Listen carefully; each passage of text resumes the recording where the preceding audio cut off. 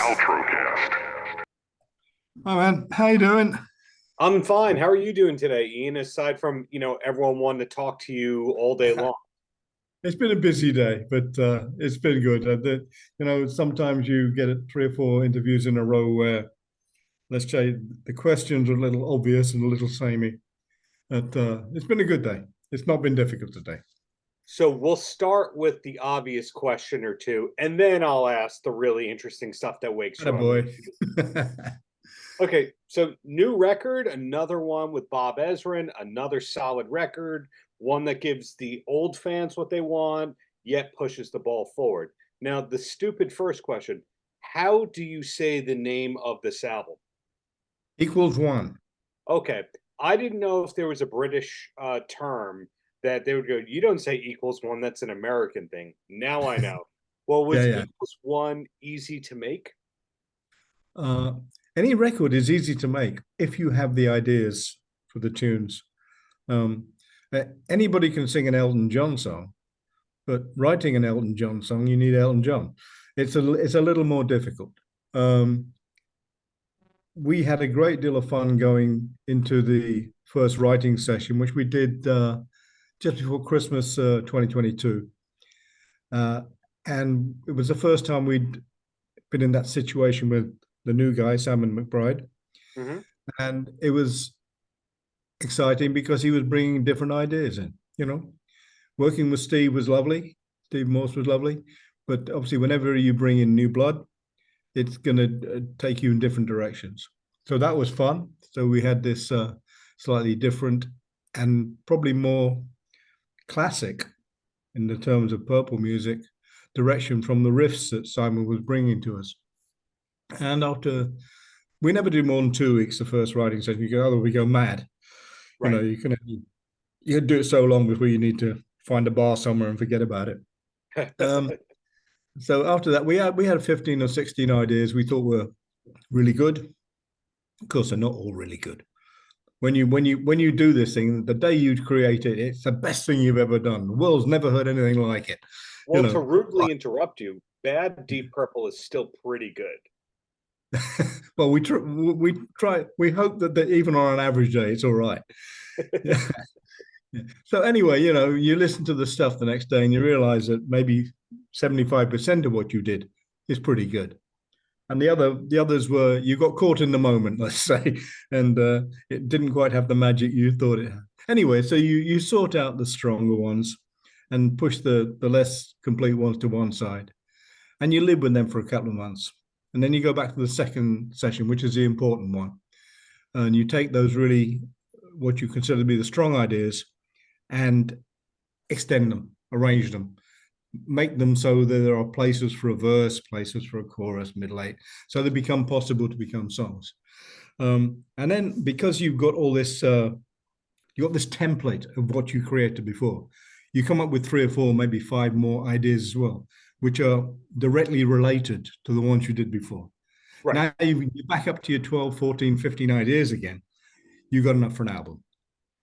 At this point, Mr. Ezrin comes in, Bob, and he starts listening to what we created. And the most important thing he does for us at that point in time is give us the outside critique. Because when you're so close inside it, you can't always be objective. You're a bit too close. So he'll come and tell us which tracks are working really well, which one leave him cold, which ones he doesn't understand. Why did it do this? It's too long, it's too short, it's too fast, it's too slow.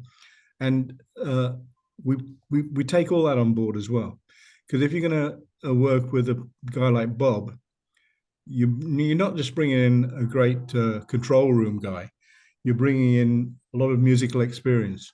And yeah, often to rudely interrupt you again, some of the great albums that Bob Ezrin produced, he co-wrote the hits on that record. Yeah. So it's very rare that the producer is also a strong songwriter. Well, initially, when we started working with Bob, he was far more involved with the writing than on this record. But his involvement on this record was far more in the arrangement and the construction of certain songs. So just on that level, he's included on it. because he has great musical knowledge. You know, people don't know that, but he knows the difference between a major and a minor chord Right. and all the rest of it. So, and if you can have a guy like Bob there, you're bringing him in for that knowledge as well, not just the fact that he can get you a good sound in the studio. You know, he can musically contribute, and quite honestly, once you've got the ideas, making a record is really easy. If we couldn't make a record in 2 or 3 weeks now, I mean, the master tracks, after all these years, we're doing something wrong, you know. Yeah, So, and so the first thing we hear on the album is you on Show Me right yeah, there. yeah, Now, Show Me is a strong track to my ears. Lazy Sod is that kind of Deep Purple classic shuffle. Now you're yeah, talking in a good way is like a Highway Star or a Burn. Do you know yeah. which of those songs we're going to be hearing on the US tour coming up? Um, we just finished a week's rehearsing because we start in Madrid day after tomorrow. Hmm. We just rehearsed everything just in case we're going to need them later on in the year. We have to be very careful at the moment because the album's not out till the 19th of July, so Hmm. we don't want to give all the cookies away before it comes out. We will probably stick in uh, one of the tracks that's not been released yet. I'm not going to tell you what because after the first gig you'll find it anyway. But Right. at least for the first gig, it'll be a surprise for that first audience. Um, we do have a problem in the States. I know the audiences tend to want to hear the old stuff. Now, we try and blend in some new stuff as well. I'm not sure in the last 10, 15 years that we've actually had enough strong rock stuff to go in with some of the old stuff. On Equals One, I think we do. I think we have 4 or 5, maybe 6 tracks that would slot straight into a heavier rock show. So we're hoping that we can get them in, and we're hoping that the US audience likes them. Because, you know, there's nothing worse than killing your own concert stone dead by playing something and being met with absolute silence. Well, you just brought up something that fascinates me about the American audience because I know that Deep Purple, a song by Deep Purple, is the name of the Japanese hard rock music magazine Burn. And Right. Deep Purple has always been arguably bigger than Led Zeppelin in most of the world. And then American audiences have always been slower to catch on. Like you're always playing theaters and amphitheaters in the States, but you always had to slow down your career for the States, it seems. Yeah, well, you know, it's there's no logical reason to it. There's times when you are the flavor of the month Yeah. and times where you're not the flavor of the year. You know, you just have to accept that, and that can change with a border crossing. You know, you can go from Germany to France, and in one country you're bigger than the other one, and Yeah. next year it's the other way around. It's down to the public's taste. It's also down to what they are subjected to, what they hear, what they see. Uh, as yourself, you know, media has a great control in our lives these days. And if you know if a half a dozen really big radio stations want to start playing a track, you're in with a chance. If Yeah. they all ignore it, hey, not much you can do about it. You know, that's the you know, relying on social media will get you so far, but you need to be driving around down the freeway and hear something coming on the radio and crank it up and go, I like that. Yeah. You know, if you're not given the chance, well, there you go. And then not much the artist can do about that. I don't think we've actually seriously worried about any one particular market, although everybody understands the US is incredibly important. It is the biggest market. And if you can get it on your side, it makes life a lot easier. Uh, but we're lucky that we do have the rest of the world. And so long as we believe in what we're doing and the audience believe that we believe what we're doing, we're okay. Because Yeah. that's the real secret of it. If the audience don't believe the artist, then the artist got no chance. You know, you've got to let them know that you are doing it for the right reasons. And for us, you know, it's not even a financial consideration now, although nobody refuses a check. You know what I mean? We have a great deal of fun. And we know that, you know, we keep saying it could be 1, 2 years and that fun won't be there anymore. And so every day we can get on stage and be part of this circus, this glorious rock and roll circus, is a good day. You know, we've been blessed with a life which has been superb to us and given us so much enjoyment, looked after our families. You can't say anything negative about it. You know, it's been good, and I want it to be good for a little while longer. Yeah. I equate it to Deep Purple being like soccer or football, as the rest of the world calls it, where it is one of the big things here, but it's not the biggest thing. And then everywhere else in the world, they have a different name for it, and it's the biggest thing. So Yeah. we're just incorrect here in the States about Deep Purple and soccer. But anyway, back to you. If you can take a compliment, or are you done with compliments for the day? You can compliment me all you want. So of course, Deep Purple, you are the guy. But your discography outside of Deep Purple itself, I would say, is Hall of Fame. Two Beatles and Shatner and the Velvet Underground, etc. Do you have any hobbies outside of music, or is it when you're not playing with Deep Purple, you're still doing music? No, when I was much younger, I did enjoy playing sports, soccer, yeah, and uh, that crazy English game, cricket. I enjoyed doing Wow. that. Yeah, I was pretty good at cricket, but I was never really quite big enough to make it anyway seriously. And so, at 15, I started banging drums. You can't do both. So I did enjoy playing sports in my younger days, but I found that even playing football, when you get to be 40 something, it's no fun trying to chase down an 18-year-old. You're never going to catch him.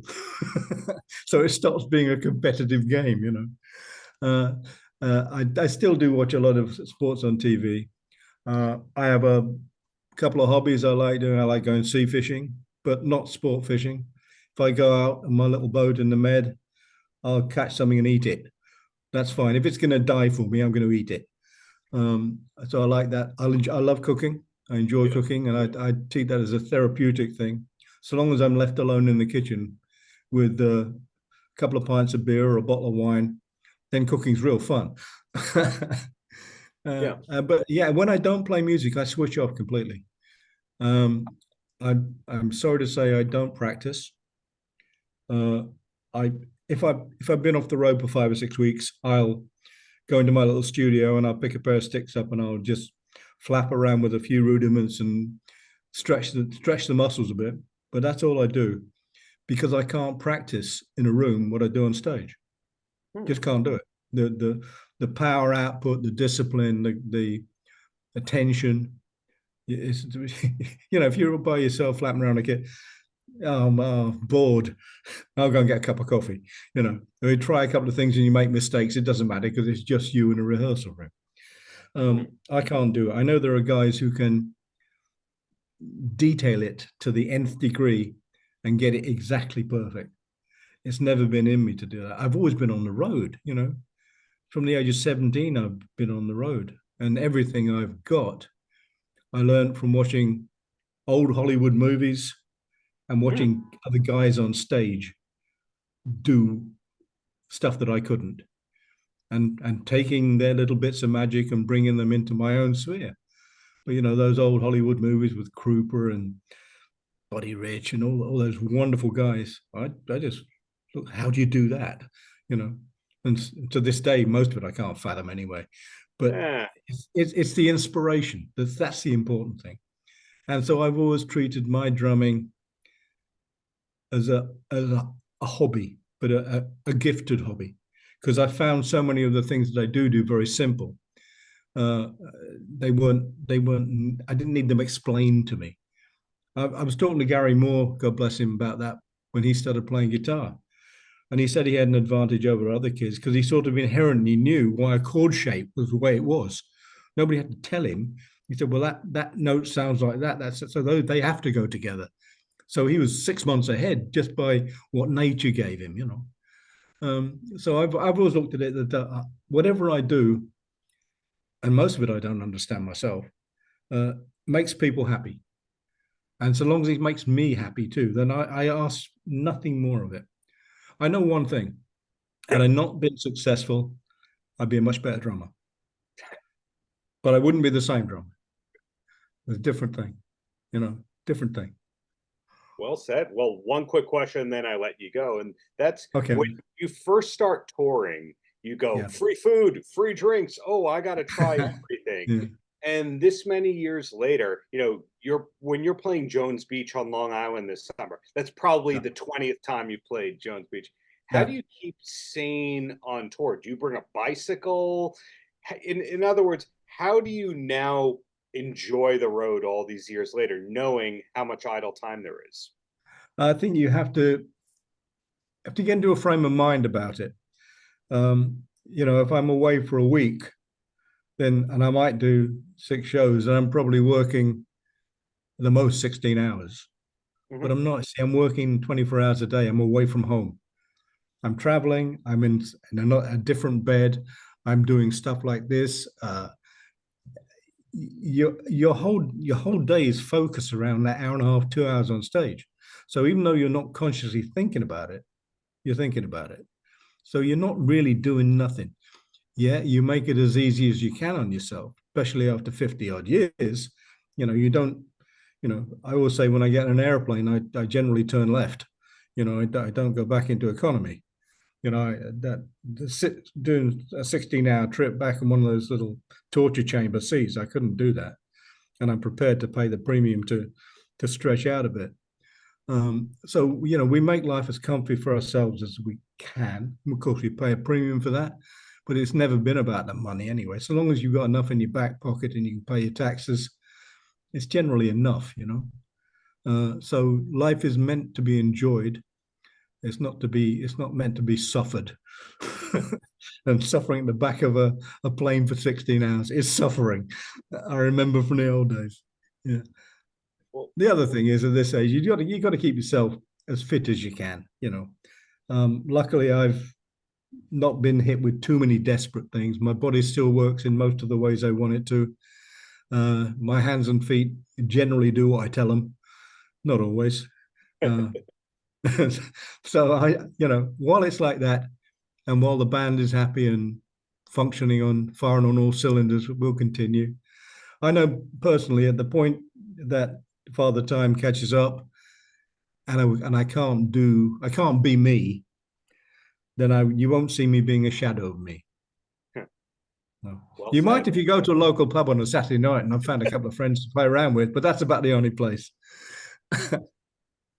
Ian, thank you for the decades and decades of great art. Looking forward to Jones Beach and looking forward to what's to come. Hope we get another Ezrin record, but have a wonderful rest of the day in the meantime.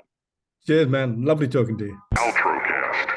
How's your day going aside from doing media with people who ask you the same questions? Talking about media and people that ask me the same questions.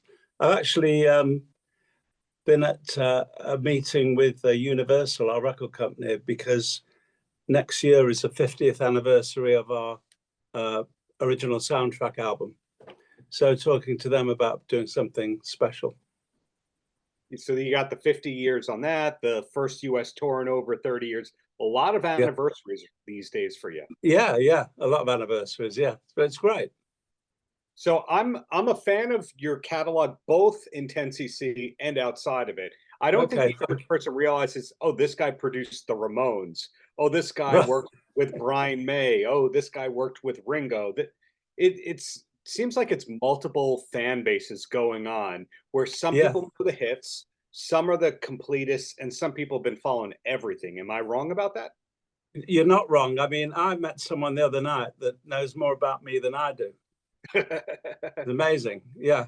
Oh, yeah. You did this and you did that, blimey. Great.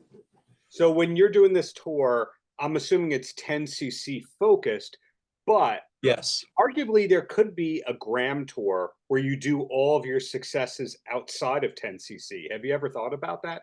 Well, I actually do it. Oh, I thought about it and I did it. And I do. I continue to do it. I have something called Heart Full of Songs, which is myself and 3 other musicians. It's kind of like a sort of semi-acoustic gig.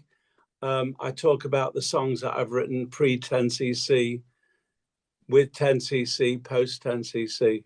And yeah, it's a beautiful thing. I love doing it, and I get to talk about the songs more, the origins of the songs.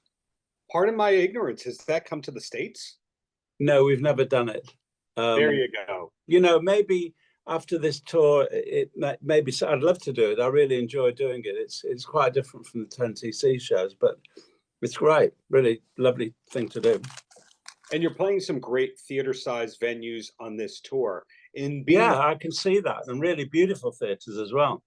Being the first US tour in over 30 years, is it the kind of thing where you did it and that's done? Or is it, if it goes well, then every couple of years you could keep coming back? Oh, no, as long as this is like a kind of investment, if you like, you know, just hope it goes well, and hopefully we can return. So in your case, do you actually like the hits? I love the hits personally, but you find a lot of artists go, the hits that connected were not the best things that I did, and shame on these people for liking that. I've never thought that. I've never thought that. I'm proud of the hits that we've had, the songs that I've either co-written or that, you know, Kevin Godley and Lol Cream wrote, whatever it is. They're all produced by the four of us, so we all have a kind of an ownership of them. And I'm very pleased and proud to be able to play them. You know, it's a great catalogue to play. It's very enjoyable as a musician to play them. Were the 10cc hits the same everywhere around the world? There were some areas some territories where you get a hit that wouldn't be a hit in other places. For some reason. That is a complete mystery to me, why certain territories are drawn to certain tracks and others aren't. But there's quite a few that did well. I mean, like we had the last sort of big hit we had was called Dreadlock Holiday, which was like a big hit in everywhere but in America. Oh, okay, because that was the one that I was going to emphasize that I thought was the big hit in America, because it's such a funny joke.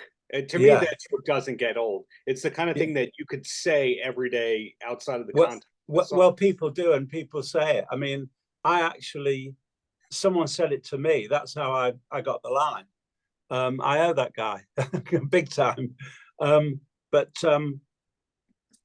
No, I mean, I think the big hits in America were I'm Not in Love and The Things We Do for Love.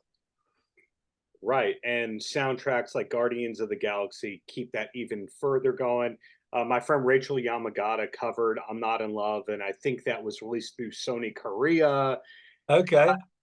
In your case, do you stay on top of all these sync licenses and covers? Now, yes, I know you get the checks and the royalty statements for it, but some artists go, yeah, I don't want to hear my stuff again. And then other people go, no, this is my favorite cover.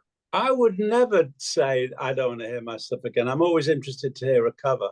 And we were watching a series on Netflix last week called Eric. And first, I'm Not in Love was in the first episode and the last episode. I mean, no one told us about it, or no one told me about it. And so it was a kind of a nice surprise. No one told you about it. Do you have those weird publishing deals where people can approve? We don't. We're part of the business. You know, we're in a filing cabinet somewhere, and we're just, you know, it's like there's hardly any interaction with publishing companies. They're just like a money collection agencies. I mean, they give us our share, but nevertheless, it's not like the old days. Where you'd be a lot of interaction, and the business has changed quite dramatically anyway. So I understand why well, it would be nice if they got in touch and said, oh, by the way, watch out for this, you know, this song or whatever, it's in this series or something, but they don't. I'm fascinated by that because doing my time at Viacom, you learned about these secret internal lists called key writer lists, where these were artists who licensed their stuff a lot, and it was almost like a separate additional extra level of approval. I would have thought, based on how much you've been licensed, you'd be a secret key writer artist. Oh, I hope I am a secret key writer. It's like being a a spy or something somewhere. Well, in that case, I have no idea. so literally, they go to the record company, the publisher, they clear it and don't tell you. Well, they don't no, because we'll get the royalties anyway, but they don't think to. No, they don't tell me. I'm shocked. I'm shocked. Well, Yeah. fortunately, they've had a good track record in putting you into great projects. Oh Eric, yeah, the most popular things on Netflix right now. The Social Network was in an Oscar-nominated film, etc. yeah, yeah. Do you remember There was something. There was something. The Sophie, I can't remember her surname, but she's in Modern Family. Sofia Vergara? Vergara was in a Netflix. I think it was Netflix, where she played like a drug lord or baroness, whatever. And in the first series, the first episode, she's walking out of a disco, and there's a disco version of For Your Love playing. And that was, I know that song. It's that weird, but I'm very happy about that. You know, I'm not. You know, the fact that the publishers don't tell you, it would be nice as a sort of a courtesy, wouldn't it? But they're only the fucking writers, so who cares? Well, if I can come up with a bright side to all this, this keeps you from living in the past. Yeah, it does, absolutely. You know, I'm not complaining. You know, it's fine. Got it. So, what does the future look like after this 10cc tour of the US happens? We've got another UK provincial city tour coming up. We've got some Heart Full of Songs dates abroad and in Europe. And it's been like really one of our busiest years. We've already done we did a big city tour that we finished almost finished in London at the Albert Hall, which was brilliant. And it's been, we did a European tour before that. That's right. There's just so much happening. A couple of years ago, you put out a record through my old friend Andrew's label, Low Jinx. Do you have plans to go back into the studio in the near future? I've done it. I've got a new solo album coming out on July the 5th. That was not in the press release that I got. The press release was all 10cc this and that and this and that. So yeah, I guess maybe even when that. Yeah, well, it should have been, but anyway, you know about it now. Now I know about it. So is it under the Graham name, this new solo record? Yeah, and it's on Low Jinx. It's called I Have Notes. Is that kind of like a studio person giving you notes on a project, that title? It could be.